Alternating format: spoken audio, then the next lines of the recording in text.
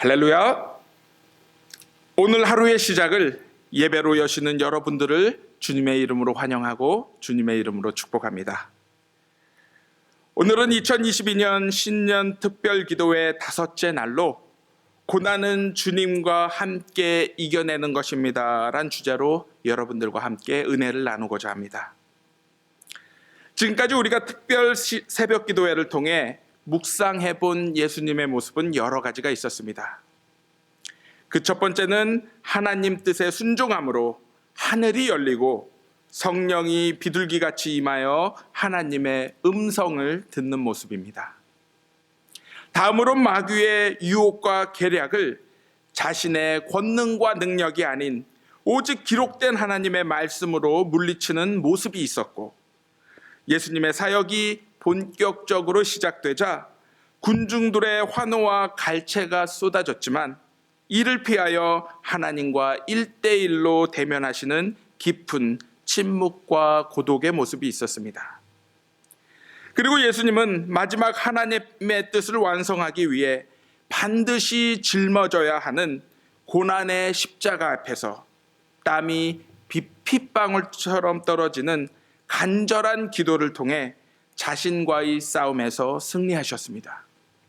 그리고 이제 예수님은 드디어 십자가를 짊어지게 되셨습니다. 십자가는 한마디로 고난과 고통을 상징합니다. 십자가를 진다라는 것은 인간이 겪을 수 있는 가장 극심한 정신적, 육체적 고통들이 몰려오는 것을 말합니다. 예수님께서 이 십자가를 지셔야만 했던 이유는 하나님의 뜻을 끝까지 순종하고 지키기 위해서였습니다. 우리는 어려서 이러한 이야기를 종종 듣고 자랐습니다. 너는 나중에 커서 무엇이 되고 싶니? 저마다 자신이 꿈꾸는 미래를 상상하며 우리는 대부분 자신의 세상에서 성공한 직업 가운데 자신의 미래를 선택했을 것입니다. 의사나 판사나 혹은 기업가나, 물론 다른 것도 있을 것입니다. 하지만 이 모든 것들의 공통점은 우리의 꿈에 대하여 말할 때 항상 개인적 욕심과 욕망에 사로잡혀 되고 싶은 것을 이야기했습니다. 물론 이런 것이 나쁜 것이 아닙니다. 우리가 살아가는 사회에서 이러한 모습은 지극히 당연하고 정상일 것입니다. 하지만 예수님은 달랐습니다. 예수님의 꿈은 자신이 되고 싶은 것이 아닌 늘 우리가 살아가야 하는 세상에 대한 꿈을 꾸셨습니다. 예수님은 하늘로부터 받은 소명을 시작하셨을 때 가장 먼저 말씀하신 것이 하나님 나라가 가까웠으니 회개하고 복음을 믿으라는 것이었습니다. 바로 예수님의 꿈은 온통 하나님 나라에 집중이 되어 있었던 것입니다. 예수님이 말씀하신 하나님 나라는 어떤 힘 있는 몇몇 사람들에 의해 움직이는 이 세상과 같은 나라가 아닌 오직 하나님의 뜻에 움직이고 다스려지는 나라입니다. 즉 오직 하나님의 사랑과 그분의 뜻을 품고 있는 사람들이 함께 만들어가는 세상인 것입니다. 솔직히 이 세상의 고통과 아픔은 대부분 강한 사람들이 약한 사람들을 지배하고 억누르고 핍박하는 데서부터 시작합니다. 어찌 보면 세상의 모든 고통은 사람이 만들어내는 것으로 사람이 사람을 지배하는 세상에서 세상의 힘과 권력 그리고 돈에 의해서 서로에게 서로 고통을 주고 심지어 죽음으로 몰아넣고 있는 것입니다. 하지만 예수님이 선포하신 하나님 나라는 하나님의 뜻을 따라 사는 사람들이 다른 사람들에게 위로가 되고 사랑이 되고 희망이 되고 구원이 되는 새로운 세상입니다. 이러한 나라는 어디서든 하나님의 사랑과 그분의 뜻을 가슴에 품고 따르는 사람들이 있으면 시작되는 나라인 것입니다. 예수님은 이러한 세상을 만들기 위해 가장 필요한 것이 먼저 회개라 말씀하셨습니다. 예수님이 말씀하신 회개는 우리의 소소한 잘못들을 하나님 앞에서 고백하는 것을 넘어 우리의 삶을 바꾸는 것을 의미합니다. 즉 자신의 잘못을 반성하는 데서 멈추는 것이 아닌 이제는 자신의 잘못에서 완전히 빠져나와 올바른 삶의 방향으로 완전히 향하는 것입니다. 바로 세상의 뜻을 쫓아 자신의 모든 것을 쏟아부었던 삶에서 이제는 하나님의 뜻을 따라 온전히 살아가는 삶의 전환을 의미하는 것입니다. 이것은 나만을 위한 삶에서 이웃을 위한 삶으로 바뀌는 것이고, 힘과 돈이 먼저인 삶에서 사람과 사랑이 먼저인 삶으로 바뀌는 것을 말하는 것입니다. 그런 후 예수님은 복음을 믿으라 말씀하고 계십니다. 여기서의 복음은 그동안 이스라엘 사람들이 아주 오랫동안 기다려왔던 임마누엘, 바로 우리와 함께 하시는 하나님을 믿는 것입니다. 이스라엘 역사를 보면 이들은 메시아를 기다리며 자신들의 고통과 절망의 상황들을 간신히 이겨내고 있었습니다. 이들은 굴곡진 역사 안에서, 무너진 세상 속에서 슬픔과 아픔이 몰려올 때마다 하나님께 울부짖어 왔습니다. 이제 예수님이 오심으로써 하나님은 이러한 이들의 울부짖음을 들으시고 응답하시며 더 이상 이들의 아픔을 홀로 내버려 두지 않는다라는 약속을 하셨고, 바로 이러한 사실을 믿는 것이 예수님이 말씀하신 복음을 믿는 것입니다. 예수님은 그동안 흑암에 살던 백성들에게 이러한 하나님의 뜻을 알리셨고, 친히 그 뜻을 이루시기 위해 세상 속으로 뛰어드셨습니다. 하지만 그 결과는 처참히 짓밟히고 십자가에 못 박히는 비극으로 끝나게 되었습니다. 그렇다면 예수님은 왜 이러한 고난과 고통을 받으시며 죽으셔야만 했습니까? 예수님은 자신이 스스로 십자가에 올라가신 것이 아니라 십자가에 못 박혀 죽임을 당하셨습니다. 하나님의 나라를 선포하시며 그러한 나라가 실제로 이루어질 것을 소망하며 세상을 향해 달려가신 예수님은 그 소망 때문에 죽임을 당하게 되신 것입니다.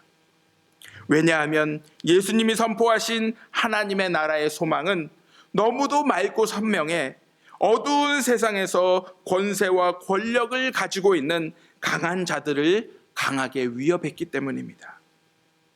이들은 여전히 어두움을 유지하며 자신들의 이익과 권력을 유지하기 위해 하나님 나라의 소망을 이 땅에서 완전히 없애버리고 싶어 했습니다. 그래서 예수님을 십자가에 못 박아 죽인 것입니다. 그리고 한 걸음 더 나아가 이들은 십자가에 못 박힌 예수님을 통해 이 같은 처참한 결과를 원하지 않는다라면 다른 누구도 예수님과 같은 헛된 꿈을 꾸지 말라라고 경고했던 것입니다. 그러면 정작 예수님은 자신의 죽음을 알고서도 왜 피하거나 타협하지 않으셨을까요? 그 이유는 바로 예수님은 하나님이 보여주신 뜻을 순종하며 그 뜻을 마지막까지 완성하길 원하셨기 때문입니다. 세상 사람들이 말하는 꿈이란 눈에 보이는 어떤 것을 이루어내야 성공이라 이야기합니다. 하지만 어떤 꿈들은 무엇을 이루어내느냐보다 무엇을 지켜냈느냐가 더 중요합니다. 즉, 무엇이 되고 싶은 꿈이 있다라면 무엇을 이루는가가 중요하지만 어떻게 사느냐의 꿈은 무엇을 지켜내느냐에 달려있기 때문입니다. 예수님이 마지막까지 지키고자 하셨던 것은 하나님의 사랑과 우리를 향한 하나님의 뜻이었습니다. 그러므로 그 꿈으로 어떤 성공을 이루어내느냐보다 어떠한 협박과 폭력, 그리고 손해 앞에서도 마지막 목숨 앞에서까지 그 뜻을 지켜낼 수 있었을 때 비로소 그것은 가치가 있었던 것입니다. 일본의 기독교 작가인 엔도 슈사쿠는 침묵이라는 소설을 썼습니다. 이 소설의 배경은 기독교, 정확히 말해 천주교가 일본에 처음 전파되었던 당시 실제 상황을 토대로 만들어진 작품입니다. 몇 년 전에는 영화로도 만들어졌습니다. 이 소설에 보면 신도들을 박해하는 사람들은 예수 믿는 사람들이 십자가를 좋아하므로 그 십자가에서 죽어보라며 바닷물이 빠진 갯벌 한가운데 십자가를 세워놓고 그곳에 신도들을 묶어 놓았습니다. 그리고 얼마 후 밀물이 밀려들게 되면 서서히 그들에게 물이 차오르기 시작했습니다. 그때라도 예수님을 저주하고 나오면 살려준다라고 박해하는 사람들은 이야기했습니다. 하지만 그곳에 묶인 사람들은 오랜 시간 파도가 밀려오는 고통 속에서 서서히 고통스러운 죽음을 맞이하게 됩니다. 우리는 이러한 모습을 보며 때로는 갈등합니다. 그리고 이렇게 생각합니다. 잠시 예수님을 부인하고 사는 것이 현명한 게 아니겠는가? 우리의 삶이 무엇인가를 이루고자 하는 것에 초점이 맞추어져 있다라면 이러한 선택이 옳을 것입니다. 하지만 우리가 무언가를 지키고자 하는 삶에서 우리의 삶이 집중되어 있다라면 죽음을 불사하고서라도 반드시 지켜야 할 것이 있을 것입니다. 바로 사랑이 그렇습니다. 우리는 사랑으로 무엇을 이루는 게 아니라 사랑은 그 사랑을 온전히 지켜낼 때 가치가 있기 때문입니다. 그러므로 우리는 예수님의 죽음 안에서 헛된 꿈을 꾸다가 자기 손에만 본 실패자의 모습이 아닌 죽음 앞에서 죽음마저 무너뜨리지 못하는 그 하늘의 꿈과 소망, 그리고 그 하나님의 사랑을 우리는 발견할 수 있는 것입니다. 그리고 예수님은 마지막으로 나의 하나님 어찌하여 나를 버리셨나이까 라고 말씀을 하신 후 다시 크게 소리를 지르시고 죽음을 맞이하게 되십니다. 사실 나의 하나님 어찌하여 나를 버리셨나이까 라는 말씀은 시편 22편에 등장하는 말씀으로 가장 의로운 자의 외침이란 의미를 담고 있습니다. 다시 말해 이 말은 하나님에 대한 원망이 아닌 끝까지 자신이 온 힘을 다해 온 정성을 다해 자신의 모든 것을 쏟아부어서 하나님의 뜻을 지켜낸 사람만이 외칠 수 있는 마지막 절규라는 것입니다. 예수님은 고난을 피하거나 거부하지 않고 오히려 고난 속으로 들어가셨습니다. 그 고난 속에서 마지막까지 하나님의 뜻을 바라보며 하나님의 뜻을 이루기까지 순종하셨습니다. 조롱과 폭력, 채찍과 가시면류관, 심지어 십자가의 처형을 원망하거나 거부하지 않으시고 그대로 수용하셨습니다. 많은 고난이 엎치고 덮쳐도 그 상황을 있는 그대로 받아들이셨습니다. 우리는 오늘 이러한 고난당하신 예수 그리스도 앞에서 할 말을 잃게 됩니다. 우리 삶의 작은 고통과 손해로 인해 하나님의 뜻을 따르지 못하는 우리의 모습을 발견하기 때문입니다. 또한 오늘도 하나님의 말씀에 순종하기 위해 희생하고 고통받으며 자신의 것을 기꺼이 나누며 하나님의 나라와 그분의 의를 구하는 사람들은 예수님 앞에 나오면 누구든지 위로를 받게 될 것입니다. 고난은 오늘도 파도처럼 몰려옵니다. 그렇다고 고난에 밟히지 마시기 바랍니다. 소중한 것을 지키기 위한 고난의 의미를 모르면 그것만큼 비참한 삶은 없을 것입니다. 하지만 고난의 의미를 알면 그것은 반드시 우리의 삶의 축복으로 돌아옴을 오늘 이 시간 기억하시기 바랍니다.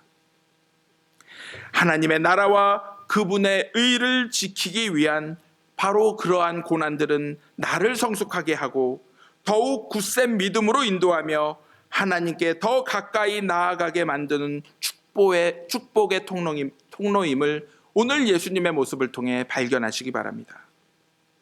그리하여 2022년은 하나님 나라와 그분의 뜻을 위해 기꺼이 고난을 감내하고 기뻐하는 삶을 살아가시기를 주님의 이름으로 간절히 기도합니다.